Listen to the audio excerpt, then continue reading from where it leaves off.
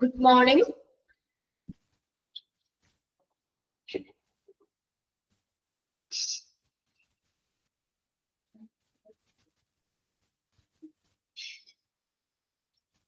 കേൾക്കാൻ പറ്റുന്നില്ലേ?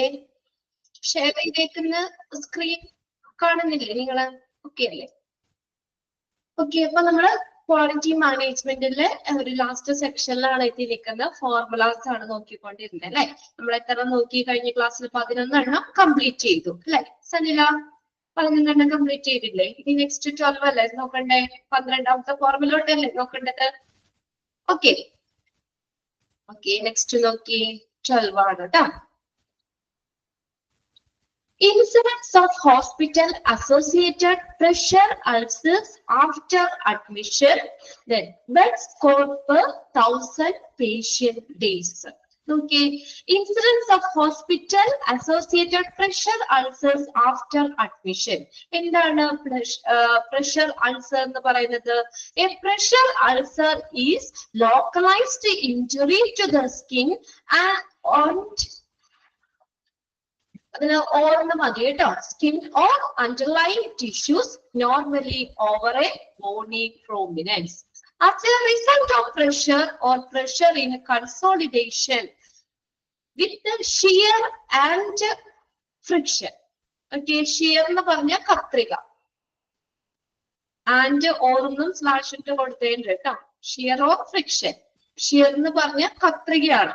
അപ്പൊ എന്താ പ്രഷർ അൾസർ എന്ന് പറഞ്ഞാൽ ഇസ് എ ലോക്കലൈസ്ഡ് ഇഞ്ചുറി. എവിടെ ഉണ്ടാകുന്നതാണ് സംഭവിക്കുന്ന സ്കിന്നിനോ നമ്മുടെ ചർമ്മത്തിനോ അല്ലെങ്കിൽ സ്കിന്നിന്റെ അടിയിലുള്ള ടിഷ്യൂസിനോ ഉണ്ടാകുന്ന ഒരു മുറിവാണ് ഏത് പ്രഷർ അൾസർ എന്ന് പറയുന്നത്. ഓക്കെ, അത് എന്ത് മൂലമാണ്? ഒരു കത്രികയോ അല്ലെങ്കിൽ എന്തെങ്കിലും ഫ്രിക്ഷൻ, എന്തെങ്കിലും ഘർഷണമോ മൂലം ഉണ്ടാകുന്ന പ്രഷർ, അതിന്റെ ഫലമായിട്ട് നമ്മുടെ സ്കിന്നിനോ അല്ലെങ്കിൽ സ്കിന്നിന്റെ അടിയിലുള്ള ടിഷ്യൂസ്, അണ്ടർലൈൻ ടിഷ്യൂസ്, സ്കിന്നിന്റെ അടിയിലുള്ള ടിഷ്യൂസിനോ ഉണ്ടാകുന്ന ഒരു മുറിവ്, ലോക്കലൈസ്ഡ് ഇഞ്ചുറി ആണ് പ്രഷർ അൾസർ എന്ന് പറയുന്നത്. ഓക്കെ, യാദൃച്ഛികമായി സംഭവിക്കുന്നതാകാം. അപ്പൊ അതിന്റെ ഫോർമുല എങ്ങനെയാണ്? Number of patient who develop new worsening. Worsening എന്ന് വെച്ചാൽ വഷളാക്കുക. New number of patients who develop new or എന്നുള്ള മീനിങ് ആട്ടോ. ഓർ വേഴ്സണിങ് വഷളാകുക. ഓഫ് പ്രഷർ അൾസർ അതാണ് ഡിവൈഡഡ്. അതാണ് കേട്ടോ divide. divided by total number of patient days into 1000. നമ്മൾ 1000 patient day ആണ് നോക്കുന്നത്. 1000 patientsലാണ് നോക്കുന്നത്. അപ്പൊ എവിടെ പറഞ്ഞേക്കുന്ന ഫോർമുല എങ്ങനെ എഴുതിയേക്കുന്നത്? number of patient who develop new or worsening of pressure ulcer. അല്ലെ? എന്താ പറഞ്ഞേക്കുന്നത്? പുതിയതായിട്ട് ഇപ്പൊ നമുക്ക് ഇങ്ങനെ കത്രിക മൂലമോ അല്ലെങ്കിൽ എന്തെങ്കിലും ഘർഷണം മൂലമോ ഒക്കെ സ്കിന്നിന് ഉണ്ടാകുന്ന അല്ലെങ്കിൽ സ്കിന്നിന്റെ അടിയിൽ ഉണ്ടാകുന്ന സോഫ്റ്റ് ടിഷ്യൂസിനൊക്കെ മുറിവ് പറ്റുന്ന ഒരു സംഭവമാണ് പ്രഷർ അൾസർ. അപ്പൊ നോക്കിയേ, അപ്പൊ അത്രയും അങ്ങനെ അവിടെ റിപ്പോർട്ട് ചെയ്യുന്ന പ്രഷർ അൾസേഴ്സ് റിപ്പോർട്ട് ചെയ്ത പേഷ്യൻസിന്റെ എണ്ണത്തെ എന്തുകൊണ്ട് ഡിവൈഡ് ചെയ്യണം? Total number of patient days, അവിടെ മൊത്തം വന്നിട്ടുള്ള പേഷ്യൻസിന്റെ എണ്ണം കൊണ്ട് ഡിവൈഡ് ചെയ്യുക, ഇൻറ്റു 1000 ചെയ്യുക. ഓക്കെ, നെക്സ്റ്റ് നോക്കിയേ, catheter associated urinary tract infection. കത്തീറ്ററുമായിട്ട് ബന്ധപ്പെട്ടുള്ള നമ്മൾ പറഞ്ഞില്ലേ, യൂറിനൊക്കെ പോകാൻ ബുദ്ധിമുട്ടുള്ളവർക്ക് യൂറിനറി കത്തീറ്റർ ഉപയോഗിക്കും. അപ്പൊ കുറച്ച് അധികം നാള് ഈ കത്തീറ്റർ ഇങ്ങനെ ഉപയോഗിക്കുമ്പോൾ യൂറിനറി ട്രാക്ട് ഇൻഫെക്ഷൻസ് വരാം. അപ്പൊ അങ്ങനെ ആ ഹോസ്പിറ്റലിൽ റിപ്പോർട്ട് ചെയ്തിട്ടുള്ള യൂറിനറി ട്രാക്ട് ഇൻഫെക്ഷന്റെ റേറ്റ്. ഓക്കെ, ഫോർമുല എങ്ങനെ കാണുന്നേ? Number of urinary catheter associated urinary tract infection in a month. UTIS എന്ന് പറഞ്ഞാൽ യൂറിനറി ട്രാക്ട് ഇൻഫെക്ഷൻ ആണ് കേട്ടോ. Urinary tract infection in a month divided by number of urinary catheter days in that month into 1000. Okay, എങ്ങനെയാ? ആ ഒരു മാസത്തില് ഇപ്പൊ ഒത്തിരി ആളുകൾക്ക് യൂറിനറി കത്തീറ്റർ ഇടുന്നുണ്ടാവും അല്ലെ? അപ്പൊ അതില് അവിടെ റിപ്പോർട്ട് ചെയ്തിട്ടുള്ള യൂറിനറി കത്തീറ്ററുമായി ബന്ധപ്പെട്ടുള്ള യൂറിനറി ട്രാക്ട് ഇൻഫെക്ഷൻ അല്ലെ? അങ്ങനെ ഇൻഫെക്ഷൻ വന്നിട്ടുള്ള ആളുകളുടെ എണ്ണത്തെ എന്ത് ചെയ്യണം? Number of urinary catheter days, ആ ഒരു മന്തില്, ആ ഒരു മാസത്തില് യൂറിനറി കത്തീറ്റർ ഉപയോഗിച്ചിട്ടുള്ള പേഷ്യൻസിന്റെ എണ്ണം കൊണ്ട് ഡിവൈഡ് ചെയ്യുക, ഇൻറ്റു 1000 ചെയ്യുക. ഓക്കെ, ഫോർമുല കേട്ടോ. നമ്പർ ഓഫ് യൂറിനറി എല്ലാവരും നോക്കിയേ, ആ നമ്മുടെ ക്വസ്റ്റ്യൻ തന്നെയാണ്. ഇപ്പൊ നമുക്ക് ഇതിനകത്ത് നിന്ന് എങ്ങനെ ക്വസ്റ്റ്യൻ ചോദിക്കാം? Find out the formula catheter associated urinary tract infection rate. അല്ലെങ്കിൽ which of the following formula is correct relating to catheter associated urinary tract infection. അപ്പൊ നമ്മൾ എന്ത് എഴുതും? ന്യൂമറേറ്ററിൽ എന്തെന്ന് എഴുതാം? Number of urinary catheter associated urinary tract infection in a month divided by, ആ ഒരു മാസം മൊത്തം അവിടെ യൂറിനറി catheter ഉപയോഗിച്ചിട്ടുള്ള പേഷ്യൻസിന്റെ എണ്ണം കൊണ്ട് ഡിവൈഡ് ചെയ്യുക, ഇൻറ്റു 1000 ചെയ്യുക. ക്ലിയർ അല്ലേ? ഫോർമുല ക്ലിയർ അല്ലേ? Next, ventilator associated pneumonia rate. ഇതൊന്ന് ടിക്ക് ഇട്ടോ കേട്ടോ. ഇത് ടിക്ക് ഇട്ട് വെച്ച 14 ആണ് കേട്ടോ. 14 പഠിക്കണം. വെന്റിലേറ്റർ അസോസിയേറ്റഡ് ന്യൂമോണിയ റേറ്റ് എന്താ? നമുക്കറിയാം, വെന്റിലേറ്ററിൽ കിടക്കുന്ന പേഷ്യൻസിന് ദീർഘകാലമായി വെന്റിലേറ്ററിലൊക്കെ കിടക്കുമ്പോൾ അതുമായിട്ട് ബന്ധപ്പെട്ട കുറച്ച് അസ്വസ്ഥതകൾ ഉണ്ടാവാം. ആ കൂട്ടത്തിൽ വരുന്നതാണ് ന്യൂമോണിയ, അല്ലെ?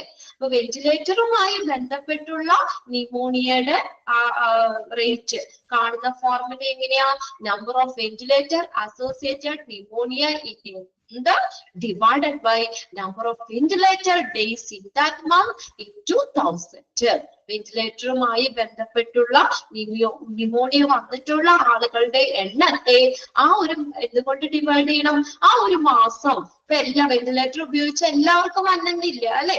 ആ ഒരു മാസം മുഴുവനും ആ ഒരു മന്ത് മൊത്തം എടുക്കുകയാണെങ്കിൽ വെന്റിലേറ്റർ ഉപയോഗിച്ചിട്ടുള്ള പേഷ്യൻസിന്റെ എണ്ണം കൊണ്ട് ഡിവൈഡ് ചെയ്യുക, ഇൻറ്റു 1000 ചെയ്യുക. ഓക്കെ, അത് നോക്കിയ ക്വസ്റ്റ്യൻ തന്നെയാണ് ന്യൂമറേറ്ററിൽ കിടക്കുന്നത് കേട്ടോ. ഇതിപ്പോ നിങ്ങൾക്ക് ഓപ്ഷൻ ആയിട്ട് വരുമ്പോൾ ന്യൂമറേറ്റർ തിരിച്ചു വരാം, ഡിനോമിനേറ്റർ ആയിട്ട് വരാം. അല്ലെങ്കിൽ ഡിവൈഡ് എന്നുള്ളത് അവിടെ മൾട്ടിപ്ലൈ ചെയ്തിട്ടൊക്കെ പല ഓപ്ഷൻസ് കൊടുക്കാം കേട്ടോ. അപ്പൊ ശ്രദ്ധിക്കുക, എങ്ങനെയാണ് നമ്മൾ ഇതിന്റെ ഫോർമുല എഴുതുന്നത്? Number of ventilator associated pneumonia in a month divided by number of ventilator days in that month. ആ ഒരു മാസത്തില് മൊത്തത്തിലുള്ള വെന്റിലേറ്റർ ഡേയ്സ്, അതായത് വെന്റിലേറ്റർ ഉപയോഗിച്ചിട്ടുള്ള ആളുകളുടെ എണ്ണം കൊണ്ട് ഡിവൈഡ് ചെയ്യുക, ventilator days in that month into 1000. Okay, അടുത്ത നോക്കിയേ, central line associated blood stream infection rate. Central line associated blood stream infection rate. Central line associated blood stream infection എന്ന് പറഞ്ഞു കഴിഞ്ഞാൽ സെൻട്രൽ ലൈനുമായി ബന്ധപ്പെട്ട, അതായത് നമുക്ക് സെൻട്രൽ വീനസ് കത്തീറ്റർ ഇല്ലേ, നമുക്ക് ട്രിപ്പ് ഒക്കെ ഇടാൻ വേണ്ടിയിട്ട് നമുക്ക് നമ്മുടെ വെയിനിലേക്ക് ഇൻജെക്ട് ചെയ്യുന്നത് അല്ലേ? IV ട്രിപ്പ് ഒക്കെ ഇടാനായിട്ട് നമുക്ക് നമ്മുടെ വെയിനിലേക്ക് ഇൻജെക്ട് ചെയ്ത് വെക്കൂലേ? അപ്പൊ അങ്ങനെ വെക്കുന്നത് മൂലം ഉണ്ടാകുന്ന ഇൻഫെക്ഷന്റെ റേറ്റ് ആണ് കേട്ടോ central line associated blood stream infection എന്ന് പറഞ്ഞാൽ സെൻട്രൽ വീനസ് കത്തീറ്ററുമായി ബന്ധപ്പെട്ടുള്ള ഇൻഫെക്ഷന്റെ റേറ്റ്. അതായത് ട്രിപ്പ് ഒക്കെ ഇടാൻ വേണ്ടി നമ്മുടെ കയ്യിലേക്ക് വെക്കൂലേ IV, ക്യാനിൽ വെക്കൂലേ? അങ്ങനെ IV ക്യാനില വെക്കുമ്പോ അതിങ്ങനെ നമ്മുടെ സ്കിന്നിലേക്ക് ഇങ്ങനെ കയ്യിൽ ഇങ്ങനെ കയറ്റി വെച്ചേക്കല്ലേ എല്ലാ സമയത്തും. അപ്പൊ അത് മൂലം നമുക്ക് ചിലപ്പോ ഇൻഫെക്ഷൻ സംഭവിക്കാൻ ചാൻസ് ഉണ്ട്. അപ്പൊ അങ്ങനെ വരുന്ന ഇൻഫെക്ഷൻ റേറ്റ് നമ്മൾ കാണുന്നത് എങ്ങനെയാ? Number of central line associated blood stream infection in a month divided by number of central line. അവിടെ നമുക്ക് എന്താണ് സെൻട്രൽ വീനസ് കത്തീറ്റർ അല്ലെ, കത്തീറ്റർ ഉപയോഗിച്ചിട്ടുള്ള ആ ഡേയ്സ് അതുകൊണ്ട് ഡിവൈഡ് ചെയ്യുക, ഇൻറ്റു 1000 ചെയ്യുക. ക്വസ്റ്റ്യൻ തന്നെയാണ് ന്യൂമറേറ്റർ എടുക്കുന്നത്. പ്രത്യേകിച്ച് ബൈഹാർട്ട് ചെയ്യേണ്ട, അങ്ങനെ ആ രീതിയിൽ നിങ്ങളൊന്ന് മനസ്സിലാക്കി വെക്കുക കേട്ടോ. Number of central line associated blood stream infection in a month, ആ ഒരു മാസത്തില് സെൻട്രൽ ലൈനുമായിട്ട് ബന്ധപ്പെട്ടുള്ള ബ്ലഡ് സ്ട്രീം ഇൻഫെക്ഷൻ അതിനെ എന്ത് ചെയ്യണം? divided by number of central line days in that month into 1000. അടുത്ത നോക്കിയേ സർജിക്കൽ സൈറ്റ് ഇൻഫെക്ഷൻ റേറ്റ്. ഇതും ടിക്ക് ഇട്ടോ കേട്ടോ. 14-ഉം 16-ഉം ആ ഒരു പേജിൽ നിന്ന് പഠിക്കണം. സർജിക്കൽ സൈറ്റ് ഇൻഫെക്ഷൻ റേറ്റ് എങ്ങനെയാ നമ്മൾ പഠിച്ചില്ലേ? ഈ ഹോസ്പിറ്റൽ അക്യൂട്ട് ഇൻഫെക്ഷനില് സർജറി ചെയ്യുമ്പോൾ അല്ലെ നമ്മള് എന്താ പറയാ, നമുക്ക് അത് സ്റ്റെറിലൈസ് ചെയ്യാത്ത എക്യുപ്മെന്റ്സുകളൊക്കെയാണ് ഉപയോഗിക്കുന്നത് എങ്കിൽ ആ ഇൻസ്ട്രുമെന്റ്സിൽ കൂടെയൊക്കെ നമുക്ക് സർജിക്കൽ സൈറ്റ് ഇൻഫെക്ഷൻ ഉണ്ടാവാൻ സാധ്യതയുണ്ട് അല്ലെ. അപ്പൊ അതൊക്കെ എന്ന് പറഞ്ഞാൽ അങ്ങനെ കൂടുതൽ ആളുകള് അങ്ങനെ ഉള്ളത് റിപ്പോർട്ട് ചെയ്യാന്ന് പറഞ്ഞാൽ ഹോസ്പിറ്റലിന്റെ അവര് നല്ല ക്വാളിറ്റി മെയിൻറ്റെയിൻ ചെയ്യുന്നില്ല എന്നാണ് അർത്ഥമാക്കുന്നത് അല്ലെ. ഇതൊക്കെ എന്താ പറയാ, ഇതിന്റെ പെർസെന്റേജ് നോക്കിയിട്ടാണ് നമ്മൾ എന്ത് ചെയ്യുന്നത്, നാബൊക്കെ അക്രഡിറ്റേഷൻ കൊടുക്കുന്നത്. അപ്പൊ അതിന് വേണ്ടിയിട്ടാണ് എത്രത്തോളം ക്വാളിറ്റി അവർ മെയിൻറ്റെയിൻ ചെയ്യുന്നുണ്ട് ഈ ഓരോ പ്രൊസീജിയറിലും എന്ന് കണക്കാക്കാൻ വേണ്ടിയാണ് നമ്മൾ ഈ ഫോർമുലാസ് ഒക്കെ പഠിക്കുന്നത് കേട്ടോ. അത് കാൽക്കുലേറ്റ് ചെയ്യുന്നത്. ഓക്കെ, ഫോർമുല എങ്ങനെയാ? Number of surgical site infection in a given month. ആ ഒരു മാസത്തില് റിപ്പോർട്ട് ചെയ്ത സർജിക്കൽ സൈറ്റ് ഇൻഫെക്ഷൻ അല്ലെ, എത്ര പേർക്ക് റിപ്പോർട്ട് ചെയ്തു, അല്ലെങ്കിൽ number of surgical site infection, അതിന്റെ എണ്ണത്തെ എന്ത് ചെയ്യണം, നമ്പർ ഓഫ് സർജറീസ്. ഇപ്പൊ എല്ലാ സർജറിയിലും ഇങ്ങനെ സംഭവിക്കില്ലല്ലോ അല്ലെ. ഇപ്പൊ എല്ലാ സർജറി, ഇപ്പൊ അവിടെ ഹോസ്പിറ്റലിൽ ഒരു മാസത്തില് നമുക്കൊരു 50 സർജറി ചെയ്തു. 50 സർജറിക്കും സർജിക്കൽ സൈറ്റ് ഇൻഫെക്ഷൻ ഉണ്ടാവണമെന്നില്ല അല്ലെ. അതിൽ ചിലപ്പോ 5ഓ 6ഓ അല്ലെങ്കിൽ 10ഓ അങ്ങനെയൊക്കെ കുറച്ചേ സംഭവിക്കുന്ന ഒരു കാര്യമാണ്. അപ്പൊ അതിന്റെ റേറ്റ് നമ്മൾ എങ്ങനെ കണ്ടുപിടിക്കാം? ഈ ഒരു ഫോർമുലയാണ് അപ്ലൈ ചെയ്യുന്നത്. എങ്ങനെയാണ്? ആ ഒരു മാസത്തില് മൊത്തത്തിലുള്ള സർജിക്കൽ സൈറ്റ് ഇൻഫെക്ഷന്റെ റിപ്പോർട്ട് ചെയ്തിട്ടുള്ള സർജിക്കൽ സൈറ്റ് ഇൻഫെക്ഷൻ അതിന്റെ നമ്പറിനെ എന്ത് ചെയ്യണം, ടോട്ടൽ ആ ഒരു മാസം മുഴുവനും അവിടെ നടത്തിയിട്ടുള്ള ആ ഹോസ്പിറ്റലിൽ നടത്തിയിട്ടുള്ള സർജറികള് അല്ലെ, ആ സർജറീസിന്റെ എണ്ണം കൊണ്ട് ഡിവൈഡ് ചെയ്യുക, ഇൻറ്റു 100 ചെയ്യുക. Number of surgery performed in that month into 100. Okay, number of surgical site infection in a given month. ആ ഒരു മാസത്തില് സർജിക്കൽ സൈറ്റ് ഇൻഫെക്ഷൻ അവിടെ റിപ്പോർട്ട് ചെയ്തിട്ടുള്ള ആ സർജിക്കൽ സൈറ്റ് ഇൻഫെക്ഷന്റെ എണ്ണത്തെ എന്ത് ചെയ്യണം, number of surgery performed in that month.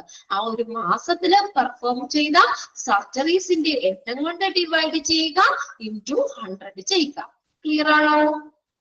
16ാമത്തെ formula. ആ പേജിൽ നമ്മൾ എത്ര നോട്ട് ചെയ്തു? 14-ഉം 16-ഉം. 14-ഉം 16-ഉം ടിക്ക് ഇട്ട് വെക്കുക. നിങ്ങളുടെ ടെക്സ്റ്റിൽ തന്നെ ഒരു കുഞ്ഞ് ടിക്ക് ഇട്ട് വെക്കുക കേട്ടോ. ഇനി നെക്സ്റ്റ് പേജ് നോക്കിയേ. Hand hygiene complaints rate. Compliance എന്ന് വെച്ചാൽ പാലിക്കുക എന്നുള്ള മീനിങ് ആട്ടോ. ഹാൻഡ് ഹൈജീൻ പാലിക്കുന്ന റേറ്റ്. ഫോർമുല നോക്കിയേ. Total number of hand hygiene action performed divided by 12, 14-ഉം 16-ഉം അല്ലേ നമ്മൾ പറഞ്ഞേ ഇന്നലത്തെ അല്ലേ. ഇന്നലത്തെ ഇന്ന് നോക്കട്ടെ കേട്ടോ.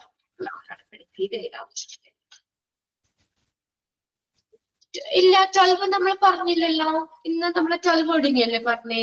അതില് 14-ഉം 16-ഉം നോട്ട് ചെയ്തു കേട്ടോ. 14-ഉം 16-ഉം. ഇനി നെക്സ്റ്റ് നോക്കിയേ. Hand hygiene complaints rate. Hand hygiene പാലിക്കുന്നവരുടെ ആ ശതമാനം, ആ റേറ്റ് നമ്മൾ കണ്ടുപിടിക്കും. നോക്കിയേ. 17-ാമത്തെ total number of hand hygiene action performed. അവിടെ നിർവഹിച്ചിട്ടുള്ള ഹാൻഡ് ഹൈജീൻ പ്രവർത്തനങ്ങളുടെ എണ്ണം. അപ്പൊ എത്ര ആളുകള് അല്ലെങ്കിൽ എത്ര ഹാൻഡ് ഹൈജീൻ ആക്ഷൻ അവിടെ പെർഫോം ചെയ്തു, നിർവഹിച്ചു എന്നുള്ളതിനെ എന്ത് ചെയ്യണം, divided by total number of hand hygiene opportunities. അവിടെ ഹാൻഡ് ഹൈജീൻ അവസരങ്ങളുടെ എണ്ണം കൊണ്ട് ഡിവൈഡ് ചെയ്യുക, ഇൻറ്റു 100 ചെയ്യുക. അതും കൂടി ഒന്ന് ടിക്ക് കിട്ടോ കേട്ടോ. 17 ആ പേജിൽ 17. എങ്ങനെയാ നമ്മൾ കണ്ടുപിടിക്കുന്നേ? അവിടെ ഹാൻഡ് ഹൈജീൻ ആക്ഷൻ അല്ലെങ്കിൽ ഹാൻഡ് ഹൈജീൻ പാലിച്ചവരുടെ എണ്ണത്തെ എന്ത് ചെയ്യണം, total number of hand hygiene opportunities. Hand hygiene opportunities അവസരങ്ങളുടെ എണ്ണം കൊണ്ട് ഡിവൈഡ് ചെയ്യുക, ഇൻറ്റു 100 ചെയ്യുക. ഇനി നെക്സ്റ്റ് നോക്കിയേ. 18 Percentage of cases who received appropriate prophylactic antibiotics. Prophylactic antibiotics എന്ന് പറഞ്ഞു കഴിഞ്ഞാൽ antibiotics that can be used to prevent infection. Infection ഒക്കെ തടയുന്നതിന് വേണ്ടി നമ്മൾ ഉപയോഗിക്കുന്ന ആന്റിബയോട്ടിക്സ് ആണ് prophylactic antibiotics എന്ന് പറയുന്നത്. Prophylactic antibiotics are antibiotics that you take to prevent infection. Infection prevent ചെയ്യാൻ വേണ്ടി ഉപയോഗിക്കുന്ന ആന്റിബയോട്ടിക്സ്. ഒരു പ്രത്യേക ടൈം പീരീഡില് ആ prophylactics antibiotics സ്വീകരിച്ചിട്ടുള്ള അനുയോജ്യമായിട്ടുള്ള prophylactics antibiotics റിസീവ് ചെയ്തിട്ടുള്ള കേസുകൾ അതിന്റെ പെർസെന്റേജ് നമ്മൾ കാണുന്നത്. ഫോർമുല നോക്കിയേ, number of patient who did receive appropriate prophylactics antibiotics. എന്താണ്? ഇൻഫെക്ഷൻ ഒക്കെ പ്രിവെന്റ് ചെയ്യാൻ വേണ്ടി ഉപയോഗിക്കുന്ന ആന്റിബയോട്ടിക്സ് ആണ്.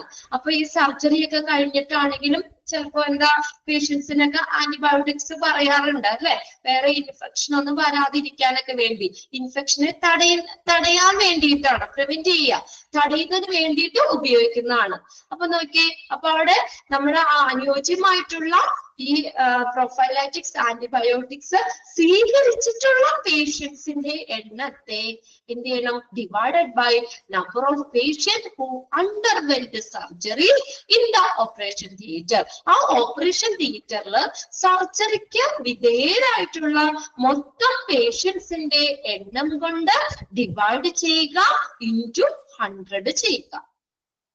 ഒരു 100 സർജറി അവിടെ നടത്തി, അതിൽ ചിലപ്പോ 80 പേരായിരിക്കും ഇത് പ്രൊഫൈലാറ്റിക്സ് ആന്റിബയോട്ടിക്സ് റിസീവ് ചെയ്തത്, സ്വീകരിച്ചത്.